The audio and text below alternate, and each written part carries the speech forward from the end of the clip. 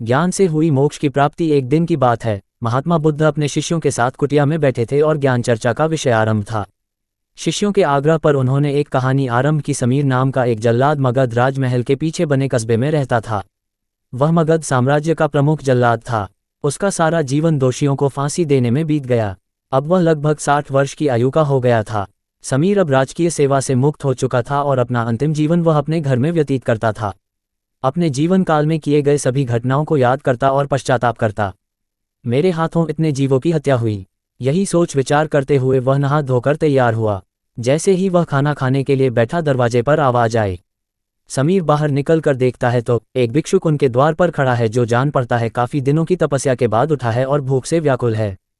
समीर तत्काल अपना वह भोजन जो स्वयं के लिए था, वह भिक्षुक को समर्पित कर दिया। भिक्षुक की भूख शांत हो गई, भिक्षुक प्रसन्न हुए। भोजन के पश्चात भिक्षुक और समीर दोनों बैठे हुए थे। तभी समीर ने अपने जीवन में किए गए कार्यों को भिक्षुक के सामने प्रकट किया। समीर ने बताया, वह राजकीय सेवा के दौरान अनेकों कैदियों अथवा अपराधियों को मृत्युदंड दिया, जिसके कारण मुझे अपने पर अपराध बोध होता है और ग्लानि के भाव में सदैव ग्रस्त रहता हूँ।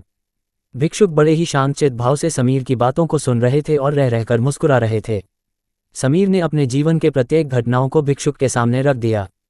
समीर की सभी बातें समाप्त होने के बाद भिक्षुक ने उसे दोनों हाथों से उठाया और हृदय लगा लिया। कहा, वत्स, तुमने ये सब क्या स्वयं से किया या फिर किसी के आदेश के कारण? समीर बोल पड़ा, ये सब सिद्ध होने के बाद राजा के आदेश पर यही मैंने मृत्युदंड दिया। वत्स, फिर तुम दोषी कैसे हुए? तुमने तो अपने स्वामी के आदेशों का पालन किया है। ऐसा कहते हुए भिक्षुक ने समीर को धम्म के उपदेशों को सुनाया। उपदेश पूर्ण कर भिक्षुक वापस लौट गए। समीर जैसे ही भिक्षुक को विदा कर वापस आता है, उसकी मृत्यु हो जाती है, जिसके उपरांत उसे मोक्ष की प्राप्ति होती है। कहानी अंत कर महात्मा बुद्ध शांत हुए। महात्मा बुद्ध के शिष्य इस पूरी घटना को ध्यानपूर्वक सुन रहे थे। उन्होंने महात्मा बुद्ध से पूछा, जिसने जीवन भर अनेकों हत्या की थी, वह मोक्ष कैसे प्राप्त कर सकता है? महात्मा बुद्ध मुस्कुराए और अपने शिष्यों को समझाया, जिसने जीवन में पहली बार ज्ञान की प्राप्ति की हो, अंत समय जिसका निकट हो और ज्ञान के शब्द उसके कानों में पड़े हो, वह मोक्ष की प्राप्ति कर लेता है।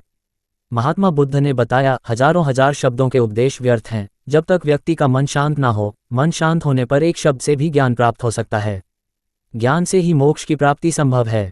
सूचना सिर्फ मान्यताओं और जानकारियों पर आधारित है। यहाँ ये बताना जरूरी है कि यह मेरा वीडियो किसी भी तरह की मान्यता, जानकारी की पुष्टि नहीं करता है। किसी भी जानकारी या मान्यता को अमल में लाने से पहले संबंधित विशेषज्ञ से सलाह लें। धन्यवाद।